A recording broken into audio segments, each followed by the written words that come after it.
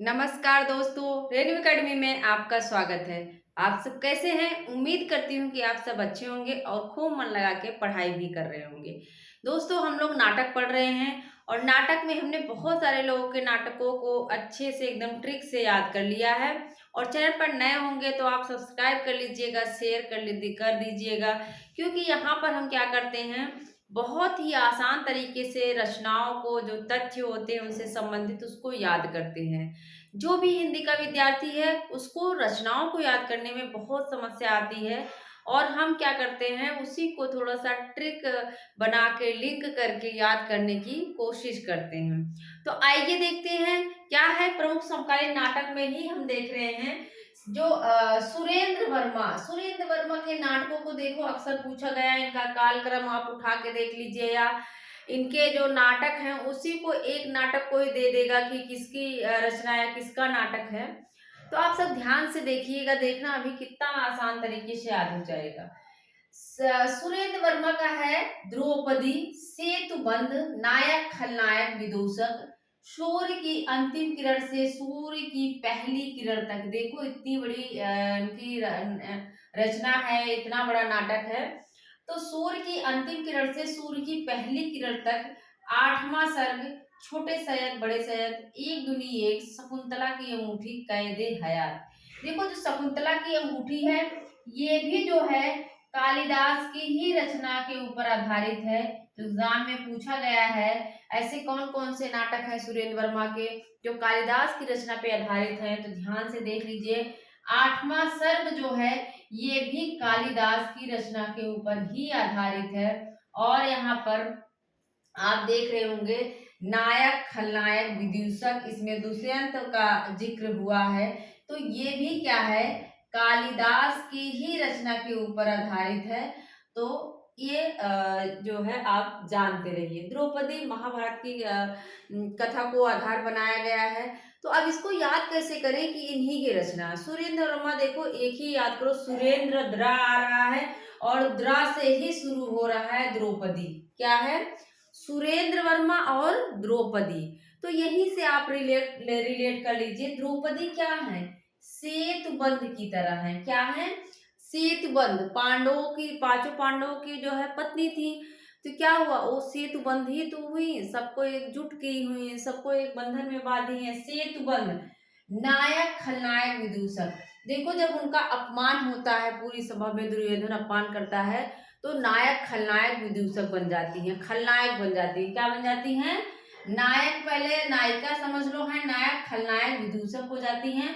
और उसके बाद सूर्य की अंतिम किरण, मतलब उन्होंने प्रण किया कि जब तक दुर्योधन की जंघे से जो है जो खून है नहीं लाओगे, उसी से अपना जो है बाल धुलूंगी। सूर्य की अंतिम किरण से सूर्य की पहली किरण तक उन्होंने प्रण कर लिया कि हमें क्या चाहिए, वहां उसका रक्त चाहिए ना। सूर्य की अंतिम किरण से सूर्य की पहली किरण तक, सुबह होने से पहले हमें चाहिए। फिर क्या हुआ?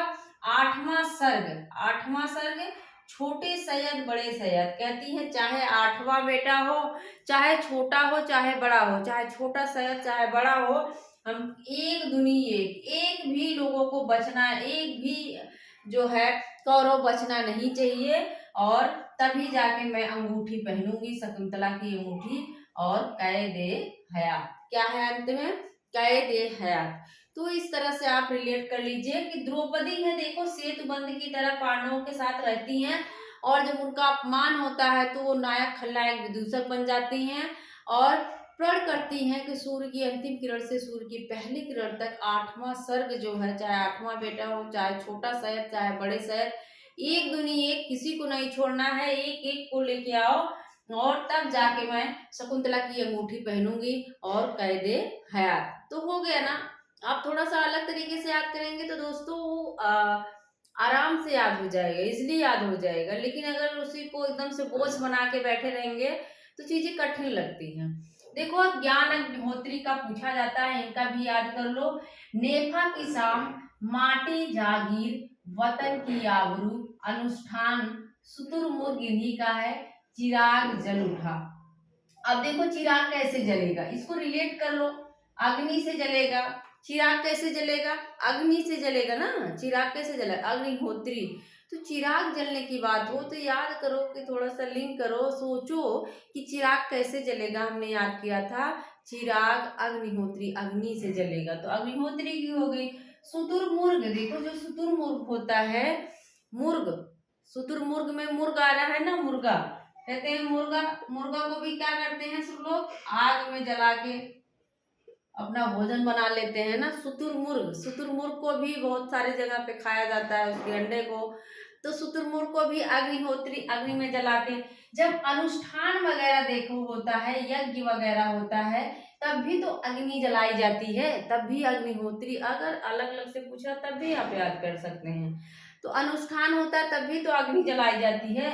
वतन की आबरू, वतन की आबरू क्या है, वतन की आबरू, तो इसको भी रिलेट कर लो। वतन की आबरू, माटी की जागीर, नेफा की एक शाम। देखो शाम को जब ठंडी का मौसम होता है, ठंडी का महीना होता है, नेफा की एक शाम, और शाम को क्या करते हैं सब लोग, अग्नि जला के बैठते हैं ना। खाना जो गांव में चूल्हे पे बनता है तो चारों तरफ सब लोग आराम से बैठ के आग वाग सेकते हैं। तो नेफा की शाम को क्या करते हैं, अग्नि जला के, मतलब अग्निहोत्री का है। ठीक है। माटी की जागीर, माटी का चूल्हा भी बनाते हैं, माटी का कुछ ऐसे बना देंगे जिसमें आग सब गांव में जलाते हैं। माटी की जागीर होगी, उसमें अग्निहोत्री आग को रख देते हैं। वतन की आबरू भी है, वतन की आबरू, ठीक है, इसको भी याद कर लीजिए। ऐसे रिलेट करेंगे। जैसे देखो नेफा की शाम, नेफा की शाम को सब लोग आग जला के बैठते हैं, माटी की जागीर में आग जला रहे हैं, किसमें, माटी की जागीर बनी हुई है, और उसी में सब लोग माटी की जागीर में ही क्या कर लेते हैं, अग्नि वगैरह अनुष्ठान कर लेते हैं, यज्ञ कर लेते हैं। और उसी में शुतुरमुर्ग, जो शुतुरमुर्ग है उसके अंडे को भी भूज के खाते हैं, और अंत में क्या करते हैं, चिराग को जला देते हैं। चिराग जल उठा अग्निहोत्री। अग्नि कैसे जलेगी, चिराग से जलेगी। शुतुरमुर्ग को भी अग्नि से ही सब लोग फ्राई करके खाते हैं, बहुत सारे लोग हैं। अनुष्ठान भी देखो अग्नि से ही किया जाता है।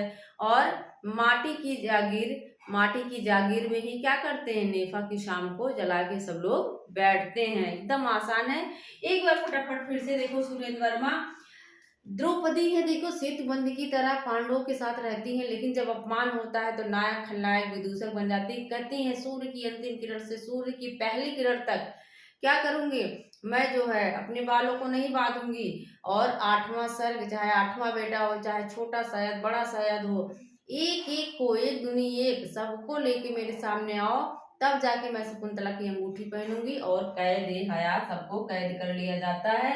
एकदम आसान ट्रिक है, ठीक है। तो आप सब जरूर बताइएगा कि ये ट्रिक कैसी लगी, और मेरा पूरा वीडियो देखने के लिए आपका बहुत बहुत धन्यवाद। ऐसे वीडियो देते रहेंगे, मिलते हैं अगले वीडियो में। Thank you.